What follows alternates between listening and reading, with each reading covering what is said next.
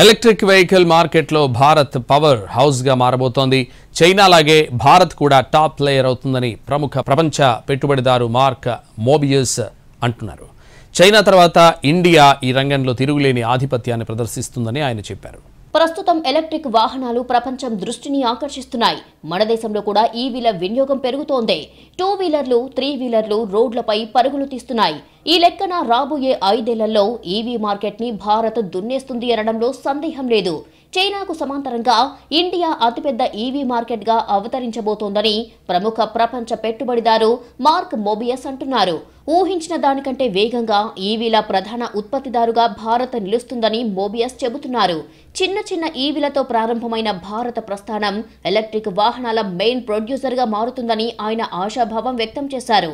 దేశీయ మార్కెట్ చాలా పెద్దది కాబట్టి ఎలక్ట్రిక్ వాహనాలను ఇండియా ఎగుమతి చేయవలసిన అవసరం లేదు. కాబట్టి ఉత్పత్తి సులభమే, అమ్మకాలు సులువే అంటారాయన. ఎలక్ట్రిక్ వాహనాల ఉత్పత్తిలో ప్రపంచవ్యాప్తంగా మెయిన్ ప్లేయర్గా ఉన్న చైనాతో పోటీ పడుతుందని మార్క్ మోబియస్ విశ్లేషిస్తున్నారు. 10,900 కోట్ల ఆర్థిక వ్యయంతో పీఎం ఈ డ్రైవ్ పథకం అక్టోబర్ 1 నుంచి అమల్లోకి వచ్చింది. మార్చి 31, 2026 వరకు ఇది అమలులో ఉంటుంది. ఎలక్ట్రిక్ వాహనాలను పెంచడమే లక్ష్యంగా ఉన్న ఈ పథకం ఛార్జింగ్, ఇతర మౌలిక సదుపాయాల అభివృద్ధిని ప్రోత్సహిస్తోంది. కొనుగోళ్లపై రాయితీలు ప్రకటిస్తోంది. ట్రక్కులు, అంబులెన్స్లు కొనేవారికి కూడా సబ్సిడీ వర్తిస్తుందని కేంద్రం చెబుతోంది. ఇప్పటికే పీఎం ఈ డ్రైవ్ పథకం కింద ఈవీ అమ్మకాలు రికార్డు స్థాయిలో పెరిగాయి. ఎలక్ట్రిక్ 2 వీలర్స్ అమ్మకాలు 2024-25లో 5,71,411 యూనిట్లకు చేరాయి.